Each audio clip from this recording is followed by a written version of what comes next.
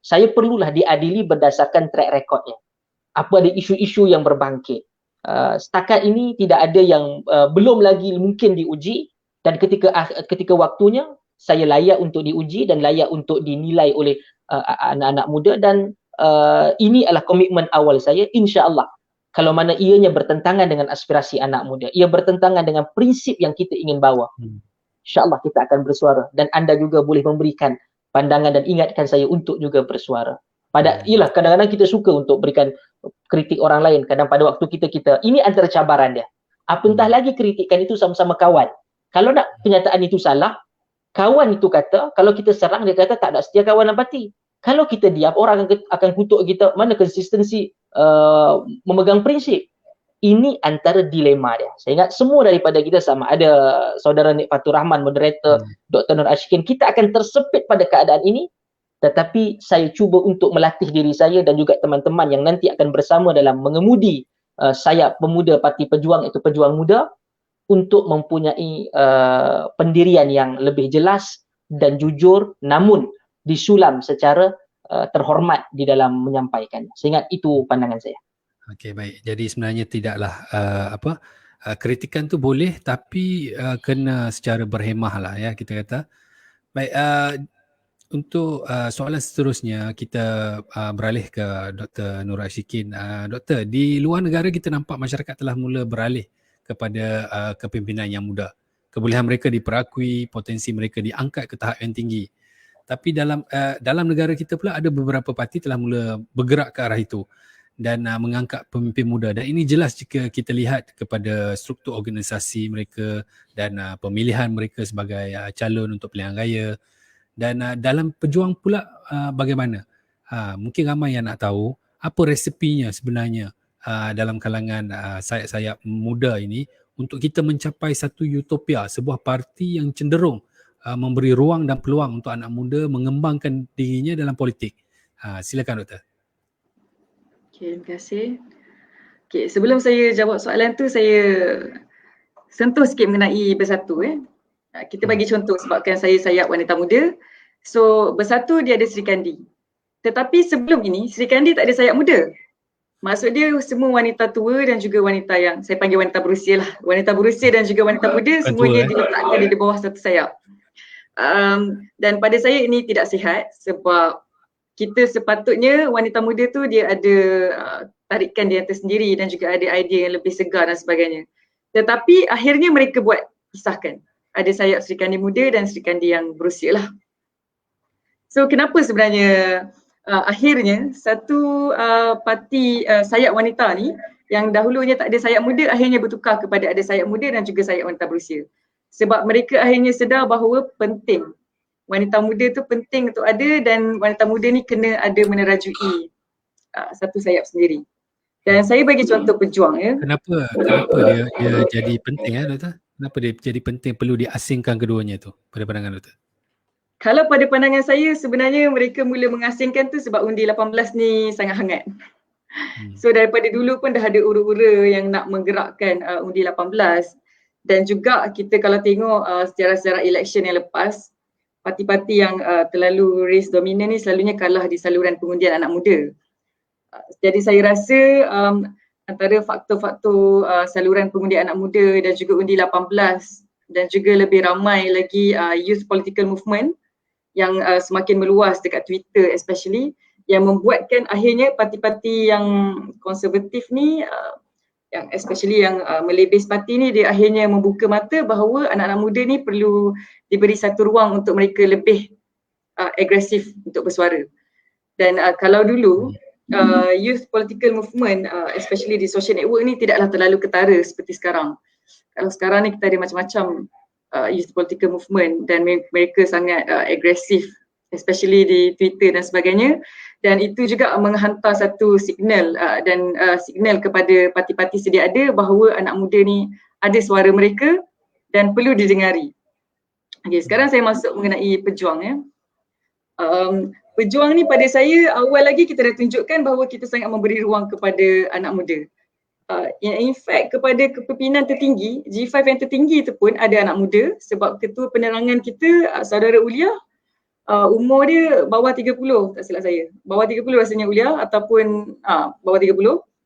So untuk yang umur 20-an jadi sebagai ketua penerangan itu membuktikan bahawa kita memang satu parti yang segar, memang memberi ruang kepada anak muda.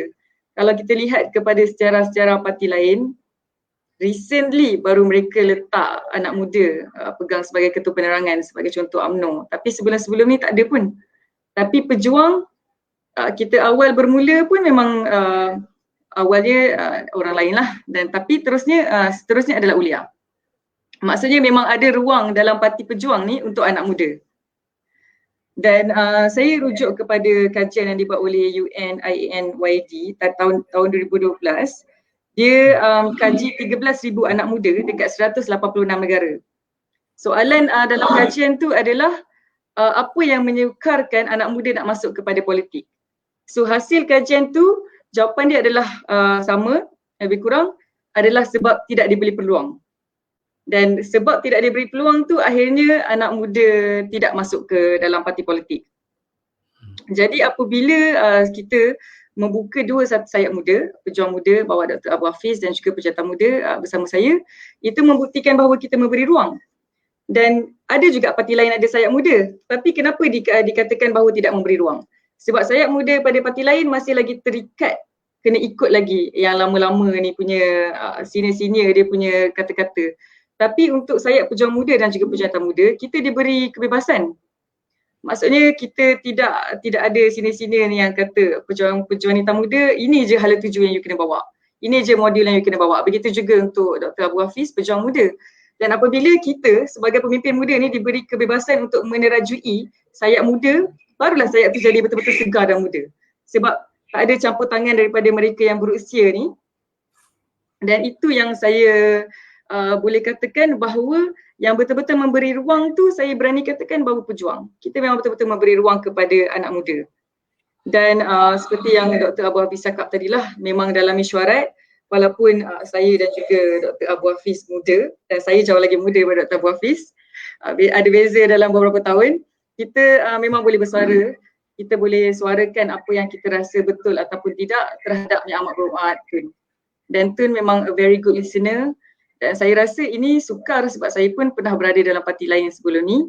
Tak mudah untuk anak muda suarakan kepada kepimpinan tertinggi apa yang kita puas hati, apa yang tidak, apa cadangan kita dan sebagainya. Tapi itu dalam pejuang tak ada masalah. Kita yang muda kita boleh suarakan. Jadi pada saya, kami dah bermula dengan langkah yang sangat bagus, langkah yang memang kita memberi ruang kepada anak muda. Sebab tu kalau anak muda nak pastikan suara anda didengari, jangan risau-risau, memang pejuang adalah tempatnya. Pejantan muda dan juga pejuang muda adalah tempat untuk pastikan suara anak muda didengari. Dan seterusnya apabila rujuk kepada soalan macam mana kita nak pastikan parti-parti ni betul-betul memberi ruang kepada anak-anak muda, pada saya jika di dalam perlembagaan satu parti tu tidak meletakkan satu peraturan mengenai perlunya ada penglibatan anak muda, makanya penglibatan tu tidak akan berlaku. Tapi dalam pejuang, insyaAllah kita memang akan ada kuota tu, dan sebenarnya dalam parti-parti lain pun ada, tetapi sejauh manakah aplikasi mereka tu berkesan.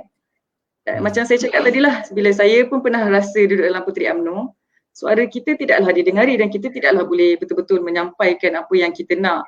Dan in fact, mesyuarat nak sampaikan apa yang kita tak sewaktu pemilihan pun tidak ada sebenarnya. Dan itu memang sangat berbeza dengan pejuang. Pejuang kita ada kebebasan untuk cakap, dan in the end apa yang penting adalah suara anak muda tu boleh sampai ataupun tidak. Okey, baik. Kita beralih pula ke soalan saya yang seterusnya untuk Dr. Abu Hafiz. Tadi kita sudah menyentuh soal sosial dan juga politik. Tapi dari segi ekonomi, kita nak sentuh daripada segi ekonomi pula. Kita kurang melihat parti-parti politik membincangkan soal mengisi kocek rakyat ni.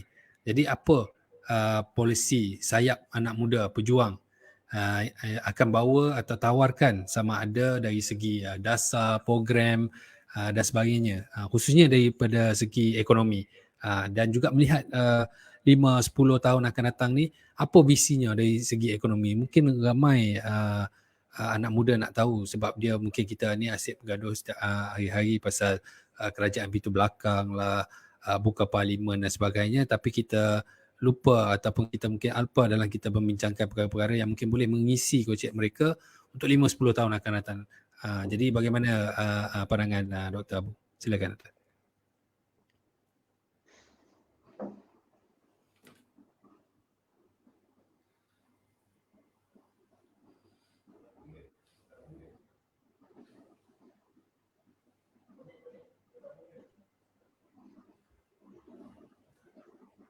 Hello Doktor. Mute. Okay. Sorry. Baik. Apabila kita sebutkan berkaitan dengan soalan ini, perkara ini sangat penting dan benar.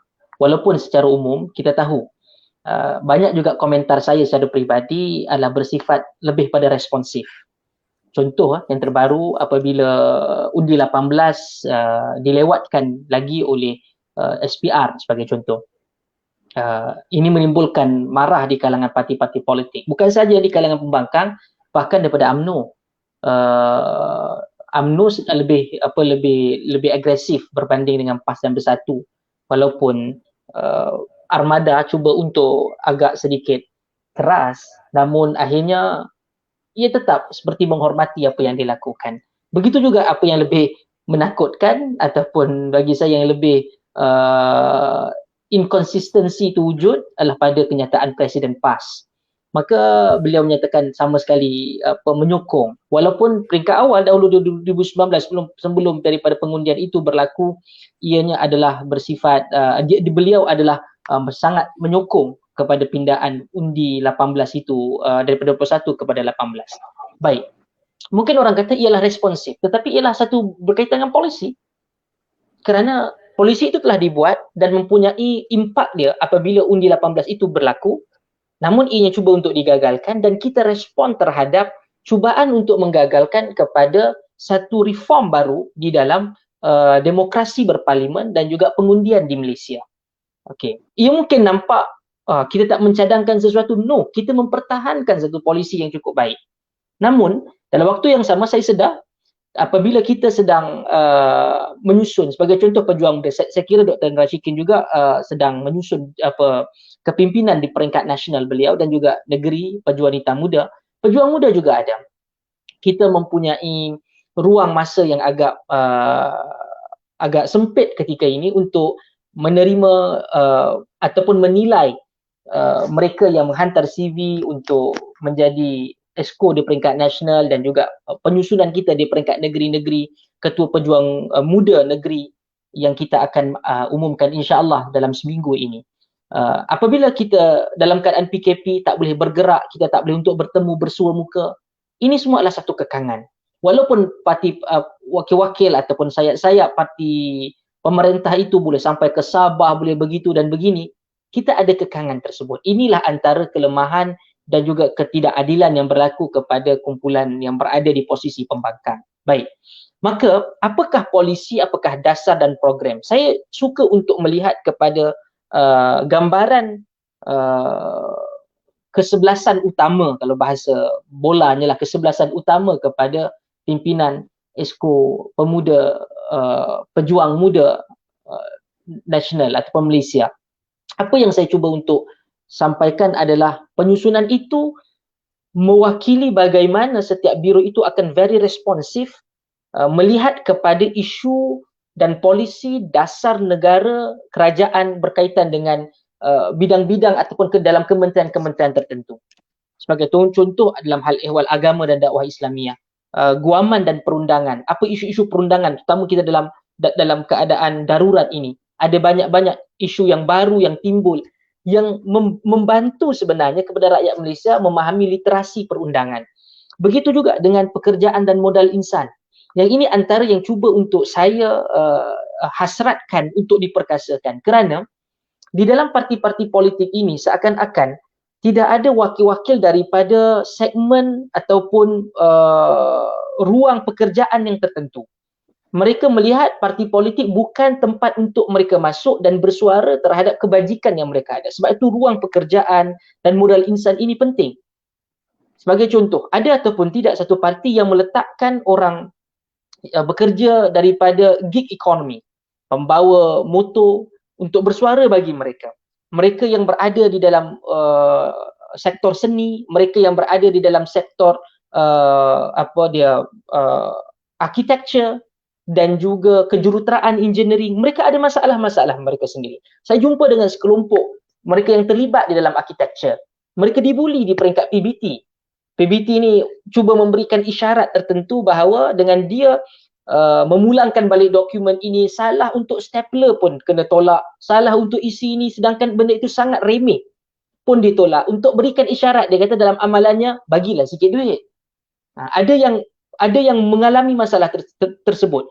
Bergerak daripada NGO bagus, bergerak daripada gerakan-gerakan yang bukan yang lain itu bagus, tetapi dalam parti politik itu mampu memberikan impak tatkala mereka mampu untuk berkuasa nanti ataupun berada di tampuk kuasa untuk mempunyai political will untuk merubah keadaan tersebut. Saya juga melihat kepada isu berkaitan dengan satu yang biru kita cuba untuk kembangkan dan perkenalkan, iaitu polisi ekonomi dan dasar kewangan. Kerana Kementerian Kewangan seakan-akan terselamat kerana menggunakan jargon-jargon yang begitu tidak menjadi kebiasaan di kalangan orang-orang bawahan. Bahkan saya kadang-kadang terpaksa untuk bertanya dengan kawan-kawan di dalam ekonomi dan mereka yang ada di dalam industri kewangan, untuk apa sebenarnya dimaksudkan ini. Tadi ketika waktu selepas maghrib saya makan dan melihat di TV berkaitan dengan laporan selepas habis pandemik ini akan diperkenalkan satu cukai yang baru. Bagaimana kita nak respon? Apa sebenarnya masalah kenapa diperlukan cukai yang baru? Yang ini bukan sahaja kita mengkritik apa yang sedang berlaku, kita mencadangkan solusi dan kita memperkenalkan polisi alternatif terhadap apa yang perlu untuk diberikan. Termasuk juga ya kebajikan dan juga khidmat bagi pejuang muda dan pemberdayaan orang kelainan upaya. Saya puji dan juga alu-alukan pemerkasaan di kalangan orang asal oleh pejuang wanita muda, dan ini juga mungkin salah satu yang kami boleh untuk ikuti dan juga tuntuni daripada pejuang wanita muda. Tetapi waktu yang sama juga kami melihat, kami juga akan tambah di situ, kami juga melihat bagaimana pemberdayaan orang kurang upaya. Mereka tidak ada satu ruang yang khusus yang boleh untuk dilihat menjadi sebahagian daripada pembuat dasar, pencadang dalam parti politik. Pedar NGO ada dan kita sangat sokong untuk mereka secara aktif. Maka pendesak daripada pengundian, sebab orang politik ini sangat takut terhadap undi nanti pilihan raya. Maka kumpulan yang besar di kalangan orang-orang kurang upaya ini mampu untuk tampil dan tahu bahawa ini parti yang menjadi suara kepada mereka. Ingat, OKU ataupun orang kurang upaya ataupun kelainan upaya ini bukan sahaja mereka ini mahukan bantuan, tetapi mereka juga perlu untuk pemberdayaan terhadap mereka dari segi ekonomi. Apa yang kita lihat yang mereka mampu, yang sesuai, yang terbaik, dan bukan membataskan mereka kepada pekerjaan-pekerjaan tertentu. Dan begitu juga dengan kami cuba untuk letakkan pembangunan teknologi dan inovasi. Apa yang boleh untuk diperkenalkan melalui produk pejuang muda, Parti Pejuang Tanah Air ini. Ini penting kerana nanti kita tidak mahu untuk meneruskan satu budaya. Saya sebagai seorang pemimpin anak muda di dalam parti ini, kalau selalunya idea orang-orang biasa menganggap bahawa kau ketua di situ, kau perlu ada duit, ketika kami perlukan kau kena bagi. Sekiranya kau tak bagi, maka kami tak nak sokong kau, kami akan tolak kau. Akhirnya, kalau keadaan itu berlaku kepada saya dan saya tidak memegang kepada prinsip integriti, saya memerlukan kepada funding-funding yang ini. Akhirnya mungkin terjerumus kepada rasuah untuk ada satu jumlah duit bagi memberi makan kepada penyokong-penyokong ini, kerana kalau tak bagi makan mereka tak sokong. Akhirnya saya terpaksa untuk menjadi korup. Maka apa yang saya perlu untuk tekankan, saya perlu untuk memperkasakan ekonomi mereka sendiri. Mereka yang bakal menyumbang kepada perjuangan, bukan mereka masuk ini untuk berfikir apa aku dapat. Saya kira kalau kita telah bergerak secara walaupun belum rasmi parti ini, saya ingat banyak juga dalam parti pejuang ini kami ada gerakan ekonomi satu NGO yang berada di dalam yang mesra kepada parti pejuang. Alhamdulillah, kita fokus kepada perindustrian dan juga kita fokus kepada pertanian. Saya ada melihat kepada ada rakan anak muda yang mana idea beliau boleh dikembangkan dan kita boleh untuk membawa ahli-ahli pejuang, khususnya pejuang muda untuk bergerak dan merebut ruang pertanian, dan kita bantu untuk memasarkan. Kita menggunakan segala kenalan-kenalan yang ada dalam pimpinan untuk membantu mereka lebih kuat. Mereka boleh rekrut kawan-kawan lain, bukan saja menjadi ahli parti, tetapi membantu mereka daripada segi ekonomi. Yang ini kita mahu perkasakan. Ia bukan, mereka ada added value untuk masuk dalam parti ini. Dan insya-Allah dengan keberadaan yang saudara-saudara teman-teman yang ada di sini, dan insya-Allah melalui pelantikan-pelantikan kita akan berfasa. Pelantikan Exco ni akan berfasa, dia tak akan sekaligus, kita akan berfasa kerana banyak pertimbangan-pertimbangan yang kita akan lihat. Dan yang pertama, batch yang pertama insya-Allah 7 nama akan diumumkan dalam sedikit masa lagi yang mewakili dan juga mengetuai biru-biru tersebut, dan kemudian akan disusuli 1 ataupun 2 fasa yang lain. Saya kira itu adalah secara umum, dan insya-Allah dengan sokongan semua kita akan dapat capai sesuatu yang baru, sesuatu yang berbeza, bukan sahaja kepada politik tetapi ekonomi ahli itu sendiri. Dan mereka tidak bergantung pada orang lain. Dengan mereka tak bergantung pada orang lain, kerja berdasarkan payroll orang lain bayar, maka mereka mempunyai kebebasan mutlak. Kalau salah mereka tolak, kalau betul mereka akan pertahankan. Apa yang berlaku sebagian teman-teman kita yang kekal itu apa dia? Payroll ustaz, saya tak boleh nak lari. Nanti tak boleh gaji apa semua. Ya, kita nak salahkan 1%, tapi itulah antara bayaran dan juga apa yang mereka terpaksa korbankan. Saya kira itu sahaja dahulu. Ya, benar doktor. Kita pun banyak pengalaman kita dengan kawan-kawan yang ada cerita yang serupa lah macam tu kan. Jadi sebenarnya kita akan beralih ke segmen seterusnya, segmen soalan daripada penonton. Tapi hari ini kita nak tanyakan kepada kedua-dua panel satu soalan yang saya kira agak meruncing juga, yang baru berlaku, iaitu berkenaan dengan pengumuman pengerusi SPR berkenaan dengan undi 18, dan nampaknya di Twitter jaya, di Facebook dan sebagainya, benda ni sudah trending. Jadi kita pun nak dapatkan pandangan daripada Dr. Abu dan juga Dr. Nurul berkenaan dengan apa yang sedang berlaku, apa pandangan kedua-dua ahli panel, dan juga jika ada apa perancangannya ke hadapan bagi mendesak agar akta baru ini undi 18 dapat juga kita teruskan dan tidak ada voter suppression oleh pihak-pihak yang tidak bertanggungjawab. Jadi kita mulakan dulu dengan Dr. Nurul. Silakan Dr. Okay, terima kasih. Saya suka soalan ni sebab kita dah release pun press statement mengenai undi 18. Dahulu kita dah keluarkan waktu awal Mac juga mengenai undi 18, dan banyak dah keluar balik di media-media, dan kali ni kita dah keluar, saya dah keluarkan lagi sekali. Kita keluarkan 2 statement sebenarnya. Perjayaan Muda keluarkan statement mengenai undi 18, dan Dr. Abu Hafiz melalui Pejuang Muda juga keluarkan statement mengenai undi 18. Dan statement yang saya keluarkan tu alhamdulillah dah masuk dekat media. Memang media dah pick up, dan kita tuntut di Perjalanan Muda, kita tuntut untuk Datuk Taqiyuddin tu meletakkan jawatan. Sebabnya kerana undi 18 ni dah diwartakan di Parlimen dan diluluskan dan dipersetujui, dan beliau dalam kenyataannya sebelum ni dah dikatakan bahawa undi 18 ni akan diteruskan, tapi akhirnya SPR bawa kenyataan yang bercanggah dan menunjukkan bahawa kerajaan itu sendiri tidak konsisten.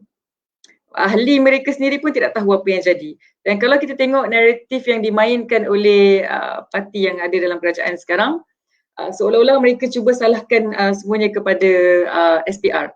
Kalau kita tengok dah beberapa pemimpin daripada UMNO dan juga beberapa yang ada dalam kerajaan sekarang ni dah keluarkan statement dan semua menyalahkan SPR. Sedangkan kita tahu bahawa mereka sebenarnya yang takut dengan untuk kalah saluran pengundi anak muda, sebab akan ada pertambahan dia dalam 1 juta lebih juga pengundi jika kita laksanakan undi 18 ni. Dan kami memang akan berterusan menggesa agar undi 18 ni diadakan, dan bukan sekadar press statement yang kita dah buat, kita akan buat susulan juga untuk gesaan-gesaan lain untuk pastikan memang betul-betul kerajaan ni akan buat undi 18. Sebab bila dia tangguh dan berdolak dalih macam ni, ini membuktikan bahawa kerajaan sebenarnya takut. Dan mereka sudah tahu yang mereka memang akan kalah. Dan itulah seperti yang ditunjukkan, dia tidak konsisten. Taqiyuddin cakap akan dibuat selewat-lewatnya Julai 2021, tapi akhirnya SPR keluarkan kenyataan lain. Dan yang paling saya tidak boleh terima apabila alasan yang SPR bagi adalah mereka perlukan masa yang lebih panjang untuk pastikan kita boleh mengasingkan data-data pengundi anak muda dan juga pastikan sistem tu boleh diadakan dan sebagainya. Dan apabila saya kira dah 19 bulan berlalu sebenarnya, dan kalau ikutkan bulan ni sebenarnya kita dah masuk 20 bulan. Dah 20 bulan berlalu daripada ia diluluskan. Dan dalam tempoh 20 bulan ni takkanlah SPR dan juga kerajaan yang berkaitan dan sebagainya tak berjaya lagi keluarkan data pengundi anak muda. Tempoh dia dah lama tu. Dia boleh guna je sebenarnya existing system. Just add je secara automatik data pengundi anak muda.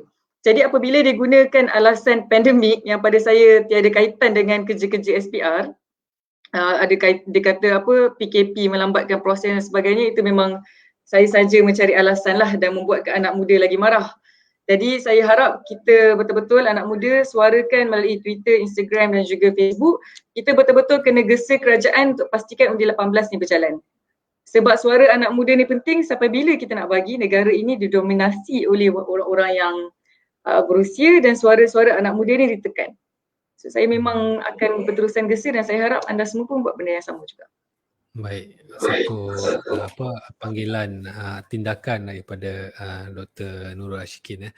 Untuk Dr. Abu pula bagaimana dalam isu undi 18 ni, sebab kadang-kadang kita dengar juga betul dia cakap Dr. Nurul tadi berkenaan dengan contoh macam UMNO dan beberapa parti lain dalam kerajaan yang hari ini kononnya keluar dengan kenyataan-kenyataan mereka menyokong undi 18, tapi yang jadi adalah sebaliknya. Dan untuk kita menyalahkan 100% kepada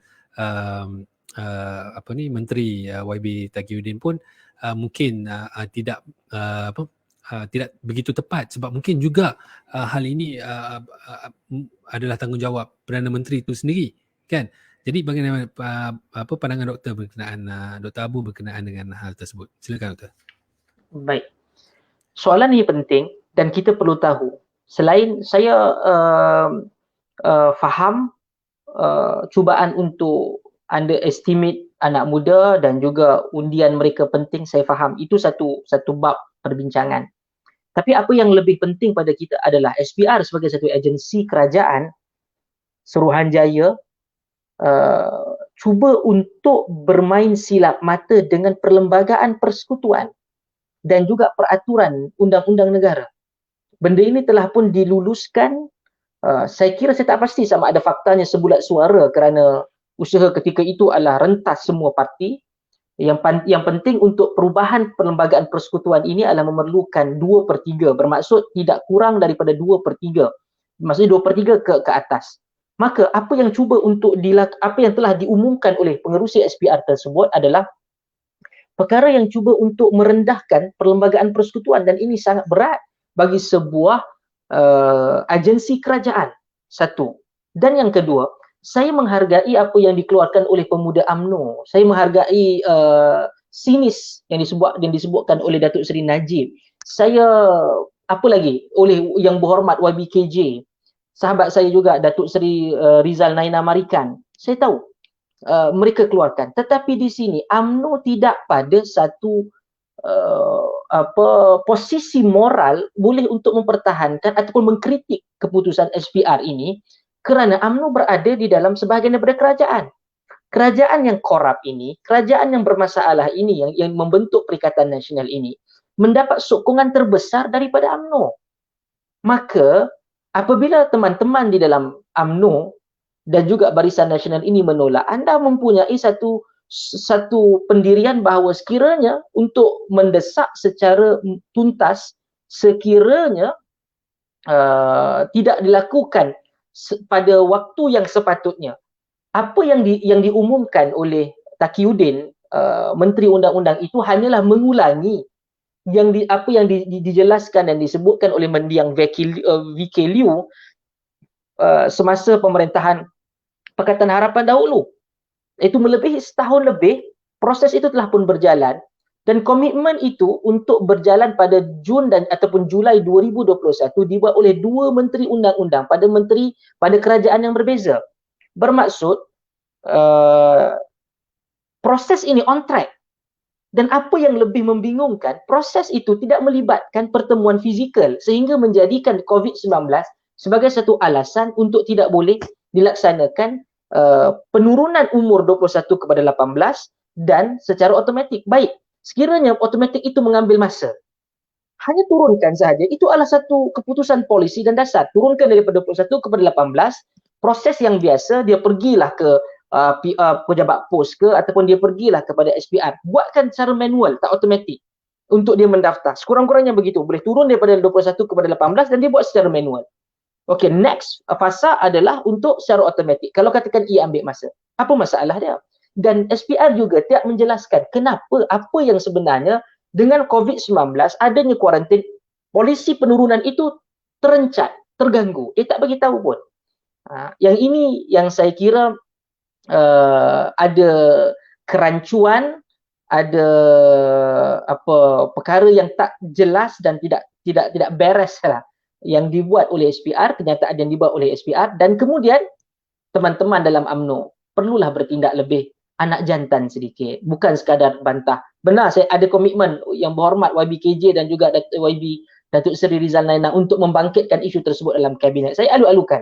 Tetapi UMNO sebagai parti yang paling besar dalam Perikatan Nasional ketika ini patut lebih ganas lah. Pau hujung minggu ni. Jadi patut lebih agresif, bukan sekadar nasi tambah, nasi kurang sebagainya. Tak. Tapi apa yang komitmen saya bersama dengan Dr. Nashikin dan juga ketua penerangan kita iaitu Saudara Ulia untuk terus bersama dengan rakan-rakan daripada pembangkang sama ada DAP, Amanah, Muda dan sebagainya untuk menekan daripada segala bentuk saluran yang dibenarkan dalam demokrasi dan perundangan negara untuk ikut kembali jadual asal untuk undi 18 dilaksanakan di dalam negara kita ini. Terima kasih. Okey. Baik, kita sebenarnya sudah berbincang hampir lebih daripada 1 jam. Jadi kita sebagai penutup bicara lah kita malam ini, saya ingin beri peluang kepada kedua-dua ahli panel untuk menyimpulkan apa yang kita dah bincangkan. Kalau boleh, kita nak tahulah apakah rancangan pejuang wanita, pejuang muda untuk menyegarkan kembali atau sekurang-kurangnya kita kembalikan harapan kepada anak muda untuk terus yakin dan percaya kepada demokrasi negara yang telah dirobek sebenarnya oleh pihak-pihak yang tidak bertanggungjawab. Jadi kita mulakan dulu dengan Dr. Nur Ishkin kalau boleh dalam 3 atau 4 minit saja kita pendekkan sikit ya. Silakan Dr. Okey, 3 dan 4 minit je Okey, kalau apa yang saya nak kata, memandangkan kita dah undi lain tetapi akhirnya jadi lain, mandat rakyat telah dirampas. Pada pilihan raya akan datang yang tidak tahu bila ataupun mungkin sebenarnya dah ada tarikhnya, saya harapkan bahawa mandat rakyat itu dikembalikan kepada mereka yang berhak. Dan saya menyuruh kepada anak-anak muda di luar sana, janganlah patah harap, sebab ramai anak muda yang saya jumpa sebenarnya dia kata sia-sia je dah mengundi sebab kita undi lain, in the end ahli-ahli politik yang lama-lama ni semua boleh macam tu je rampas balik mandat rakyat. Jadi saya betul-betul berharap anak-anak muda di luar sana tolonglah jangan give up dengan sistem demokrasi negara kita. Kita sama-sama ubah apa yang ada, suarakan anda punya ketidakpuasan hati biar kerajaan ni makin bergoncang dengan kita punya suara dan pastikan pada pilihan raya akan datang kita jatuhkan kerajaan autokrat sekarang. Alright, terima kasih. Kita persilakan pula Dr. Abu. Silakan Dr. Baik. Saya konsisten dengan seruan saya kepada teman-teman, rakan-rakan anak muda yang berada di luar sana sama ada sudah memilih kami sebagai wadah politik Parti Pejuang dan juga saya pejuang muda ataupun pejuang wanita muda ataupun mereka yang masih lagi berkira-kira termasuk mereka yang merasa berseberangan dan tidak mesra kepada kami. Di manapun posisi anda, negara ini perlu diselamatkan. Keletihan kita, rasa give up kita terhadap politik tidak akan menyebabkan keadaan ini lebih baik. Ini masa depan. sebuah kerajaan yang korup, sebuah kerajaan yang tidak mendapat mandat rakyat, sebuah kerajaan yang tidak mementingkan apa yang diperlukan oleh rakyat, bahkan menyusahkan hidup anda dan saya dan kita semua. Maka sekiranya anda letih, anda boleh berehat dan kembali untuk mengundi pada waktunya dan menjatuhkan mereka yang tidak menyokong aspirasi anak muda.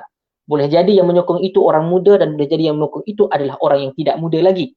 Maka berikan sokongan kepada mereka.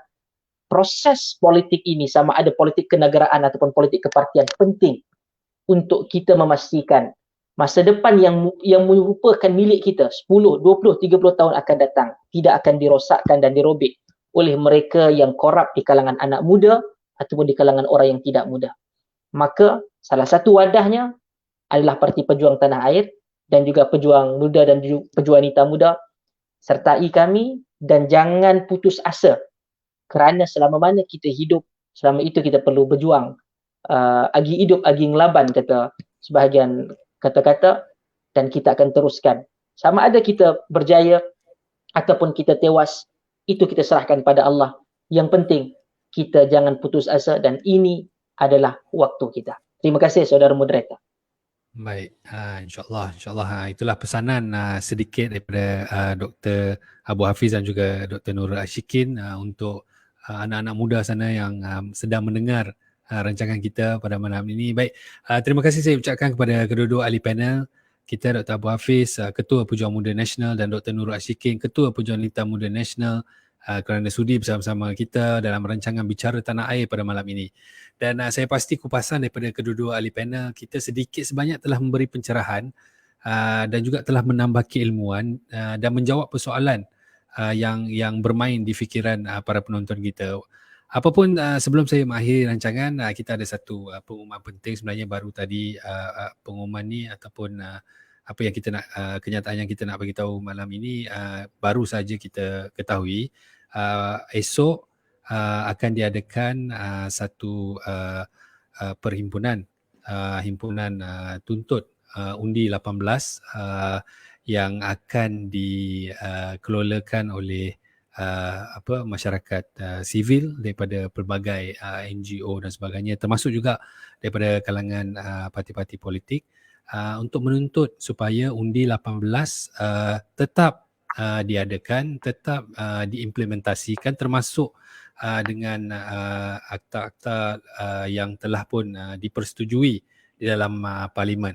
Jadi esok kita seru ataupun ajak mana-mana anak muda, orang tua pun boleh, kalau berminat, orang berumur sikit pun boleh, kita tak ada masalah.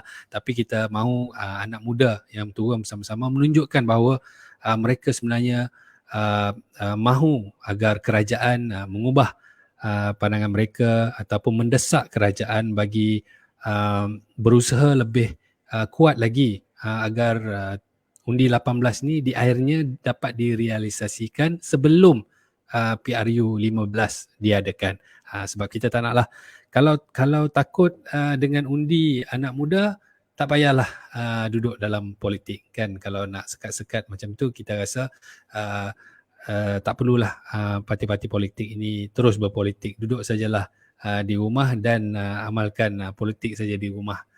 Okey.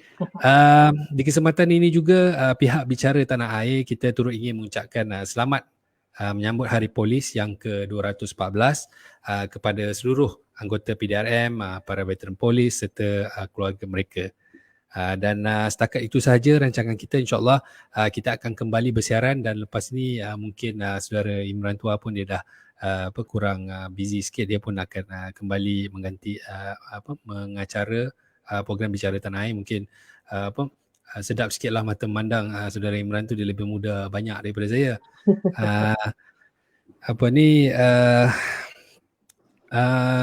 InsyaAllah kita akan kembali bersiaran dengan tajuk yang lebih berimpak.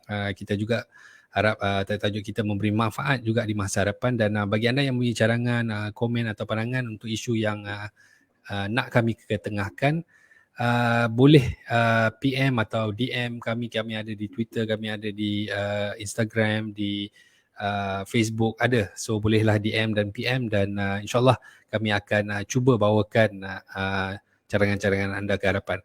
Dan akhir kata daripada saya, teruskan kita berbicara yang benar walaupun pahit, Salam perjuangan. Assalamualaikum warahmatullahi wabarakatuh.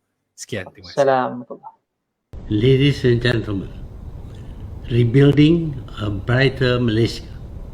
On the occasion of my Printis' 5th anniversary, I would like to congratulate my Printis and wish it further successes in making youth voices heard. Many of you have played a big role in our journey. Your support has enabled us to change for the better, and this includes the lives of many young people. After 5 years since its inception, my Printis had and is still making an impact on our youth as well as the rest of our community. To me, it is important to celebrate milestones. It is important for us to recognize the journey that we have traveled. It gives us the opportunity to set new goals for the future. My hope rests on the shoulders of the nation's youth. I was told that a new committee of young people will be formed under my Printis.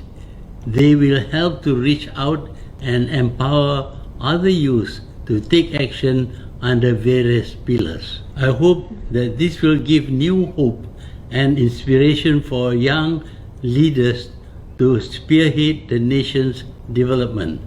The fate of being a united nation now lies with the young generation. It's important to give the young generation a chance to learn and grasp every kind of knowledge to transform Malaysia into a fully developed nation. Let us rebuild a brighter Malaysia. Selamat Hari